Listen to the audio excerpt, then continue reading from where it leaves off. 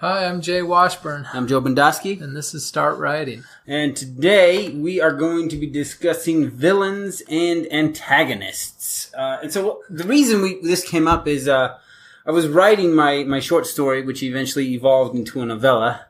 And to keep it short, I tried to stay only in the POV of the main character. And what happened was the villain antagonist side was incredibly undeveloped because of that reason. And as I was reading through it in one of the revisions, I was like, this is terrible. And the reason it was terrible is because the villain and antagonist was so underdeveloped. Like you didn't even realize they were present in the novel, which killed a lot of the tension. And so I decided to go back through and add in a few chapters from the antagonist viewpoint. Cool. So that's when I decided, let's really research this and really do a good job here. And so we are then putting together an episode on it. Also, we're going to get rid of this month in critiques. I got 2 emails over the last 2 months, I think, where people mentioned that what they really like is kind of the meat of the episode. And so I figured this will just let us get into that quicker. Yeah. So yeah, I don't think no one has ever mentioned that they really like these, and so I think it ends up just being us chatting before, and so we're just gonna skip them and go right into the thing. Now, this is not gonna be a regular thing we're gonna do, but as I was studying the last week or two, I came across this exercise for writing, and I thought it was really good. One of the things they mentioned is just talking about any kind of artistic endeavor, and that is you can't learn painting by looking at a Picasso. Like, you don't learn how to paint just by looking at it. And you can't learn to play the cello by listening to Yo-Yo Ma. Like, that's not how that works. So there's this idea in the writing community that you have to read a lot. Now, I'm not discounting that, but the idea behind this is that alone is not enough to learn how to tell a story. And what these other artistic fields do is they do emulation. You play the great works of musicians, and in so doing learn what makes great music. Or people will draw or paint these great paintings done by these masters. They emulate that work to learn how the masterpiece is created. And so the exercise they proposed was that you read a chapter from an author you really like, and then you rewrite that chapter the way you would, and then you kind of compare the two and see maybe why theirs worked and yours isn't. Or maybe what you think would make theirs even better. And then this is the one that really I thought was interesting. Do the same thing with an author you hate. Whoa. And see what comes out the other end there. So I thought that was a really good exercise. And kind of the theory behind that made a lot of sense to me. Be like, yeah. It's not enough just to read these great writers, but you got to kind of emulate it and then see how yours is different than theirs and why. So like I said, so treat it like it's a decent first draft and see where you can take it from there. Yeah. All right. So antagonists and villains. So the first thing we're going to do is we're going to talk about how these terms are different, because they're often used interchangeably, and many times they can be. But the real definition here is the antagonist is someone who opposes the protagonist, and the villain seeks to do evil. So you can see how that's different. So stories where the protagonist is the villain is where this really kind of comes out. So you've got stories like Breaking Bad, where he is the meth kingpin, right? He is the villain. I've actually never watched that, but yeah, I get the gist of it. But he's not the antagonist. So there was another one called Payback. It was a story of he was kind of a thug criminal, and he was the protagonist. So if we look at Walter White in Breaking Bad, the antagonist is his brother-in-law who's in drug enforcement. That's the antagonist because he's actively working against Walter White, even though he doesn't know who he's working against. So have you seen is that Tom Hanks stranded on the desert island? Oh, Castaway. Yeah. So Castaway has an antagonist, which is nature, but no villain. Like, is that fair to say? Yeah. Yeah. So, and even like Jurassic Park. In Jurassic Park, we have antagonists, but not villains. Raptors are not evil; they're just hungry. No, Newman. Newman's the villain. Well, he dies like really early, so he's not even like the antagonist because he dies so early in the story that he doesn't. He starts the chain event, but he's not actively opposing the main characters throughout the whole story. That's the Raptors and the T-Rex that do that, but they're not villains. They're just hungry, right? So. One of the things we want to point out here is just how important they are into the story, right? It is the villain and the antagonist that define your protagonist, right? The Dragon Slayer only bears that title because he slays the dragon, right? Without it, he's just a dude with a sword. That is the villain defining the hero in that way.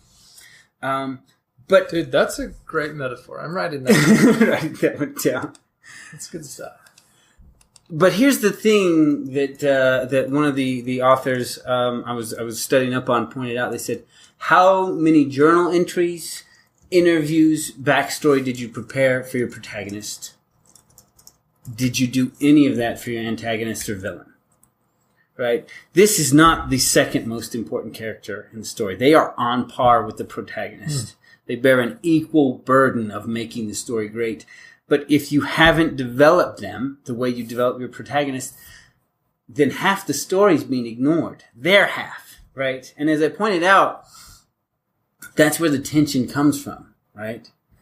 That is where the suspense comes from, is that antagonist presence in the story. So if you're underdeveloping them, then you're underdeveloping tension and suspense and some of the key things that really make stories interesting. Are we going to talk about this in a strictly first person case? No.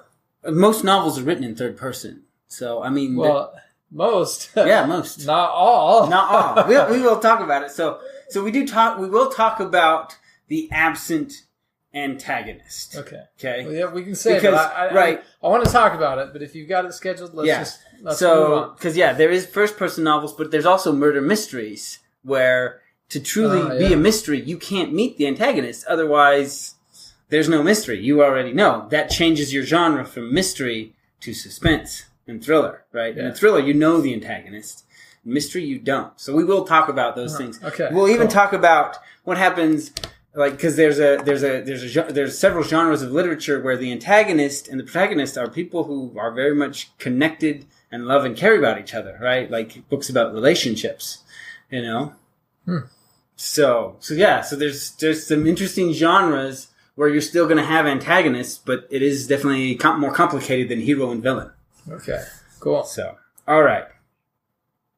So the first thing is make sure you get their thing in. So now we have some basic principles. So the first principle, we call it action and intention.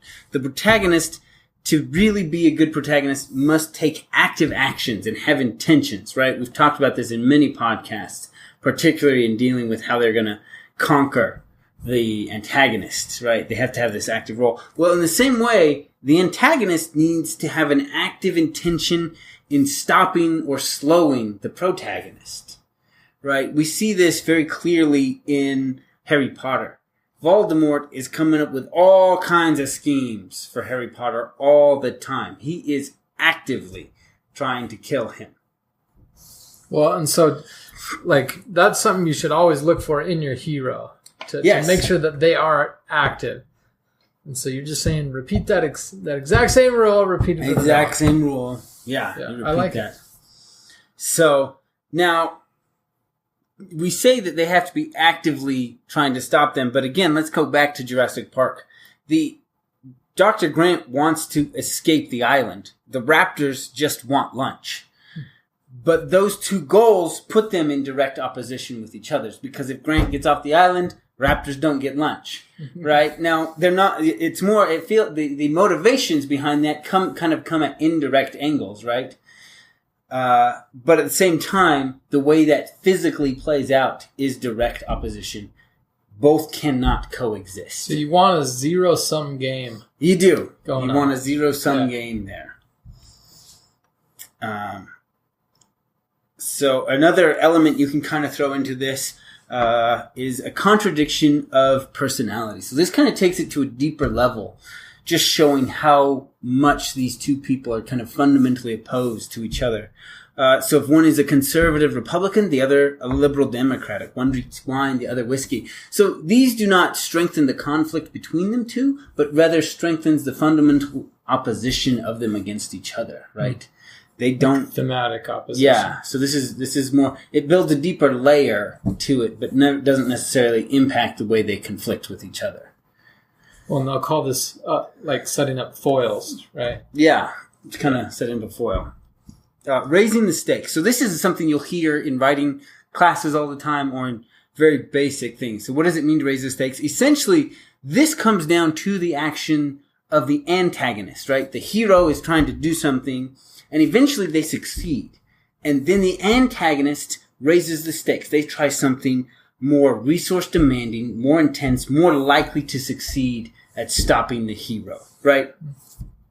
In the first Harry Potter book, we have Professor Quirrell, who's there at the school, and he's kind of a timid guy. You know, he's not the best agent you could send, but Harry Potter's a 12-year-old boy, right? How bad could it be? That fails, you send the basilisk, right? Like, let's get serious here. So that raising of the stakes is usually an active decision by the antagonist to oppose the successes of the protagonist. They raise the stakes of the game because they don't want to fail either. So... If your two characters are in a knife fight, it's the villain who's going to pull out the gun and raise the stakes, right? Because if your hero pulls out a gun, he's the villain. Like, he's the one with the dirty tactics now because he just like upped the game essentially. Yeah. So we talked about this in our pinch point episode in Star Wars, right? Part of what makes Vader the villain is that he's the superior force, right? Like, if, you know, no matter how you write the story, if you've got like a 110-pound kid fighting, you know, a 300-pound muscled 25-year-old, no matter how you write that story, it looks like the kid is the protagonist and the other guy is the villain, right? Yeah, no matter what. No matter what, because he's just beating the tar out of him, right? And so it is the antagonist who raises the stakes that way, because that is what maintains them as the antagonist. Okay. Yeah, cool. But yeah, and so raising the stakes, you're going to be doing that through your antagonist, through their choices, their active opposition to the protagonist. Second principle is understanding the path of redemption. So we are dealing with people who are often villains, these antagonists. And it adds a complexity to the character if we kind of see a path where they could be redeemed. Right? This path of redemption, this hope. Not only that, but then we become invested in the internal conflict of them because we wonder, is this villain redeemable? And that changes the dynamic of the story. It adds a lot deeper level, but that comes by us understanding and empathizing with them, right? So that made me think of Gollum and Frodo. Yeah, and Gollum is a great. Is he redeemable? Frodo needs Gollum to be redeemable because that means he himself will be. Mm-hmm. And Sam doesn't see it and doesn't need it, really. He doesn't understand what's going on. He doesn't understand what's going on. So as Chuck Wendig puts it, antagonists are just people, unless they're insane sex bots, sentient washing machines, serial killer dinosaurs, or hyper-intelligent window treatments. But even then, we need to treat them like people. Nice. Right? And I think, you point out, there's this the Lord of the Rings, the possible redemption of Gollum, right? Like, I don't know how many people really connect to that, but you hope that he can be redeemed, Yeah. And you because see that he is him. Frodo. Like, yeah. He's in the same path, just a little further along. Just further along the same path. And that's why Frodo needs to find redemption for Gollum, because he too is aware of where this is all headed. Yeah. Man, and he almost gets redeemed, which is like such a cool part of the story. But he doesn't, and it's just this great tragedy, such good drama. Yeah. So even in slasher monster movies, the antagonist kind of serves its purpose. And this is kind of drawing on the ancient culture of the execution of the guilty, right? And throughout most human history, executions were a thing. And it was the exercising of justice before the people. And like the detailed accounts of some of these executions, it's this marathon event of extracting justice and redemption for the person in the execution. And then there's this very short window in history where we're without it, right? Society progresses to the point that says we're not doing public executions anymore. And then there's this tiny window, and then we get slasher stories, right? Which are essentially... Dude, I love how you put the history together like that. which is the bringing back of the execution story, which is not about the killer and the executioner. It is about the justice for the guilty. So I haven't seen a lot of slasher movies, but to me it sounds like you're saying the slasher is a hero, or like the kind of their playing own a good role, right? Yeah. Well, and this kind of goes back to the old time story of the executioner, right? They wore the mask so they wouldn't be seen by the people, but everyone still knows who they are, and this is then the burden carried by this profession, right? Wait, but in a slasher movie, is there still a protagonist that's trying to kill the slasher? No, the protagonist tries to get away from the slasher, which kind of creates this interesting duology. And the interesting thing that usually the protagonist of a slasher movie is the innocent who is essentially wrongly accused, right? And that's the then story being told. That the guilty will be punished, but the wrongly accused will escape the executioner's blade. Wait, so the slasher's like murdering people who deserve it. Yeah. And wrongly thinks that the hero deserves it. In Save the Cat, right, he refers to this whole group of movies as monster in the house. Whether that's a person or an actual monster or something like Jurassic Park, right? And the whole idea is that anyone that we've actually met who is killed by the monster has to have committed some kind of sin in society. Yeah, the lawyer in Jurassic Park. Yeah. When he goes, the audience just like, yeah, that dirty weasel. Like he was, and so that's all he cared about was money. And so there is this kind of weird slant on the slasher movies that kind of says the executioner is in his own way a protagonist, and the person presented as the main character is more the unjustly accused, and thus they must escape the executioner's blade. This is kind of an odd tangent because it's a weird dynamic of storytelling that has come about as we've had changes within societal justice. So it's not as closely adherent to a lot of the models of storytelling. Pure evil is hard to understand and relate to. And because we don't see ourselves as evil. And outside of fiction, we never encounter just raw evil. We get really frustrated and angry with people. But, and we do encounter people with cross motives to our own. But even if your book is just a single POV in the first person, you have the POV character can try to understand the antagonist. Right, so this is one of the, like, you don't get to see into their mind with that first person POV, or even if you're just writing single POV, but you can have the protagonist try to understand the person they're competing with as a way to introduce that.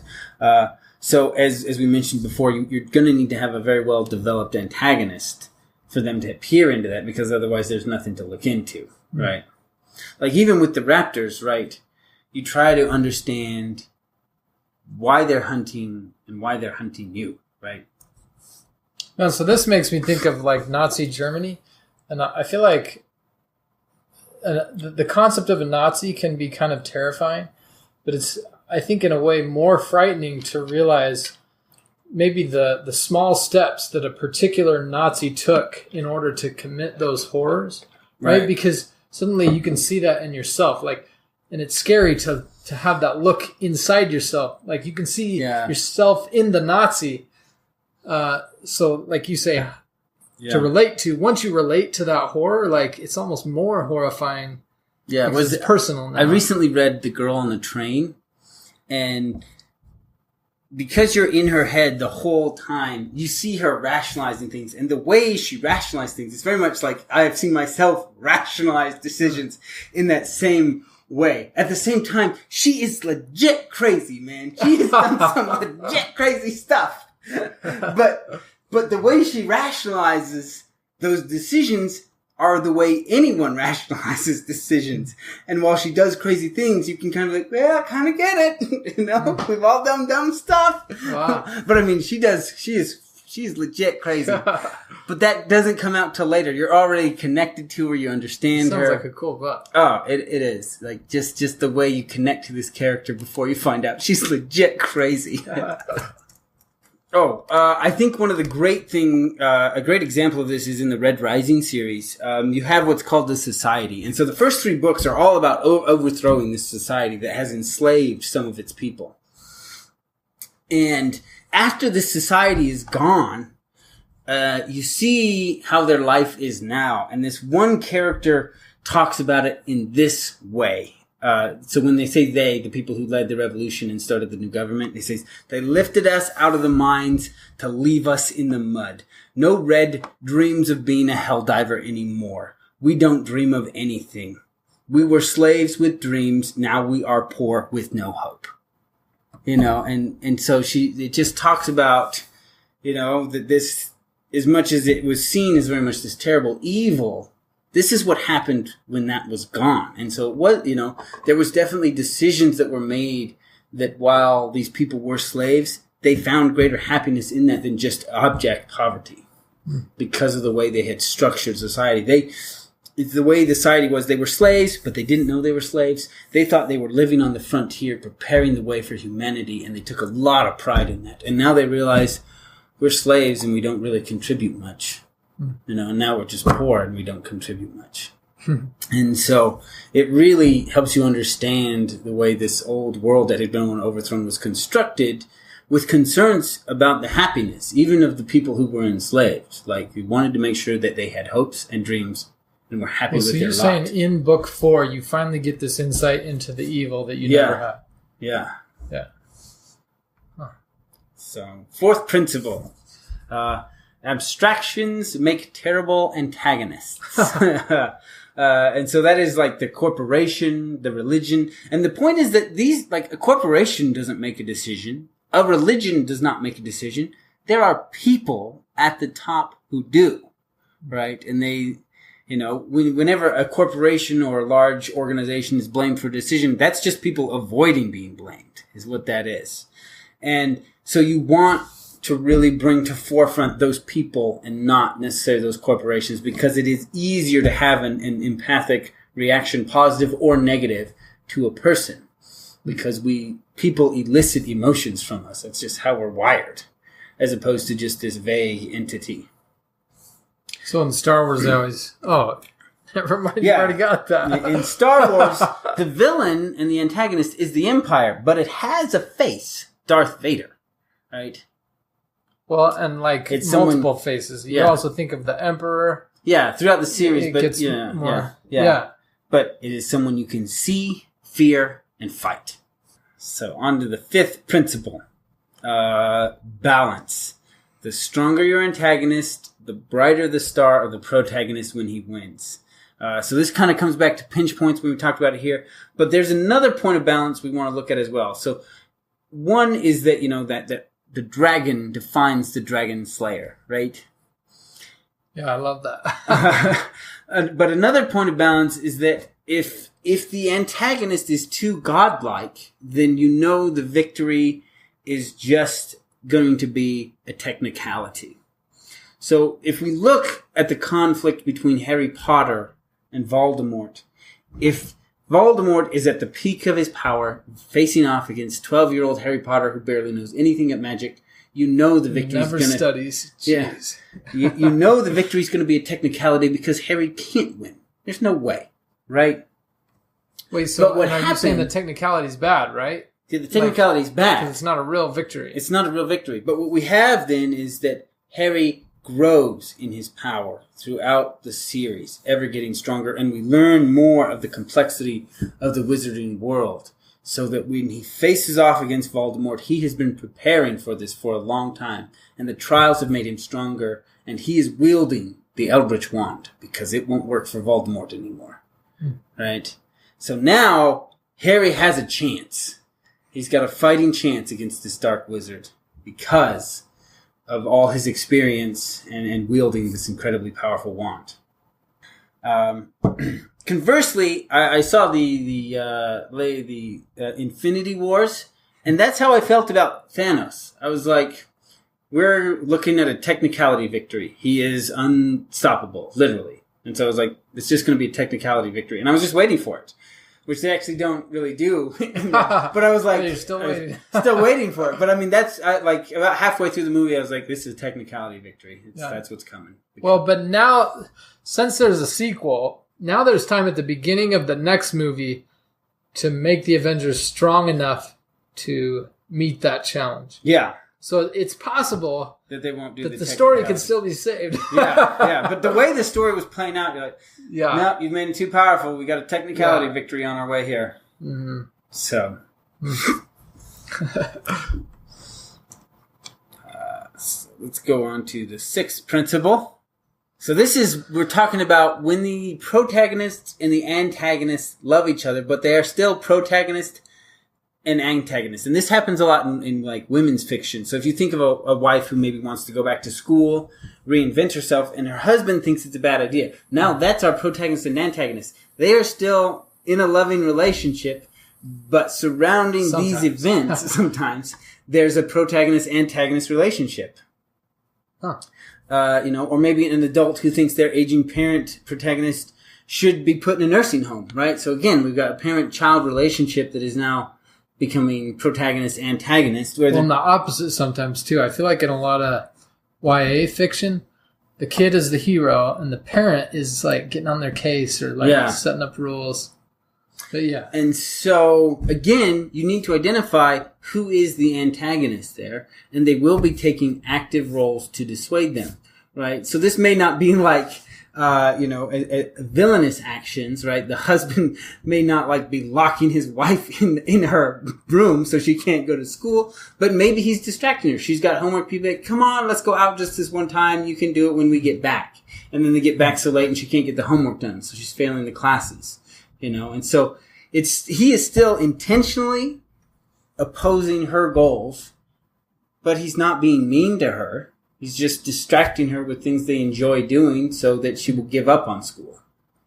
Well, I think that happens in real life a lot, where we can have similar goals but not the same goals. And even if they're slightly off, you're still going to have conflict. Yeah. So you said, I think there's actually a lot of rich drama in a relationship like that. Yeah. Like, there's some good story there. So this is not a genre I read a lot, so I can't come up with really good examples for it. But it is as you look at your story, this may be the kind of protagonist-antagonist relationship you're looking at. And again, you need to be developing that antagonist so that they have goals that then put them in opposition to your protagonist to develop that tension and conflict. Seventh principle. This is the mysterious or unseen antagonist. Okay, yeah. You're like, this is the one I wanted to talk about.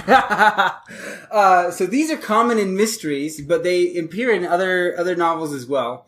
And one way, so there's a couple ways to approach this. One is by having the lieutenants or the proxies present to fight at the command of the true antagonists. Right? So you see... It's like the stormtroopers showing up. Yeah. And Darth Vader isn't there. Yeah, Darth Vader's not there, but you've got stormtroopers. Or like Harry Potter. Harry Potter fights a myriad of people sent by Voldemort before he actually fights Voldemort for the first time.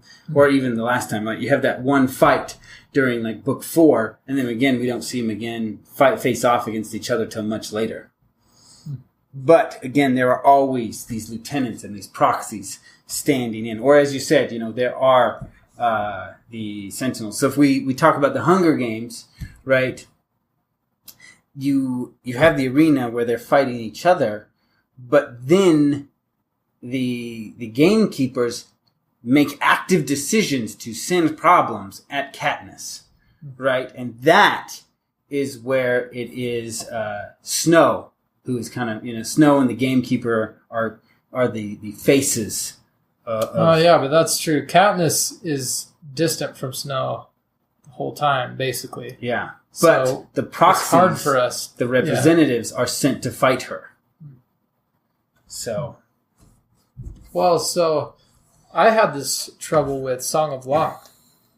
I actually wrote a really good backstory for my villain, but I wanted it to be the sylph that narrates the story who didn't have access to that backstory. And so in the late draft, I'm basically trying to fit in as much of that as I can, but it's so difficult when the constraints of how you're telling the story don't allow that. Mm-hmm. So I face this problem. There are definitely minions that come out, like you said, and kind of illustrate the... They manifest the opposition to the protagonist. Yeah. But all this stuff we talked about having like a rich character that's real and that's human, like that's all in my villain, but it's not in the story. That's the problem. I do think it is a problem. Yeah. But there's a trade-off, and that's what you get by seeing it strictly from the protagonist's side, and that allows you to really, I guess, empathize. You're on the exact same page. So, yeah, it's a problem, but I think there's also a benefit by taking that. Yeah. So if we look at more of a mystery, so the Hunger Games is told in first person, and that's how we see the manifest of the true antagonist, Snow, right? Which is he has these proxies that are sent to fight against Katniss, but they go at his bidding. Whereas in a mystery, sometimes you don't even have these proxies, but like a lot of times what happens is more bodies show up, or sometimes somebody chases the protagonist and you never see who it is, or you may not even see them. You just hear them and maybe there's a few gunshots and stuff, right? Like you'll see that kind of stuff in like a Sherlock Holmes. But the antagonist is not actually revealed until the end. Man, and that's actually really powerful. Like if you think of Jaws, how like the story, have we told this on the podcast about how you couldn't see the shark because the mechanical shark wasn't working, so they didn't film until like the shark, you only see him at the very end. But the mystery of just like seeing the swishing water and the blood in the water, like it's actually a really good villain because they couldn't film and the bodies are mounting up. Yeah. And so that mystery, that veiled, like that shadowy figure can be powerful. But there is still this active opposition, and that is through these bodies showing up. Oh yeah. And so it's still there, even though the antagonist himself does not show up in the story. The evidence of their labor is there. Yeah. Well, and he does show up in the end, so you still hopefully get more of that. So, yeah. And we will have more in part 2. Good. That was good stuff. Villains. And antagonists. Thanks for listening. We would love it if you would leave us a review on whatever platform you listen to us. Recommend us to a fellow writer friend if you think we've got some good episodes here. Email us. We like it.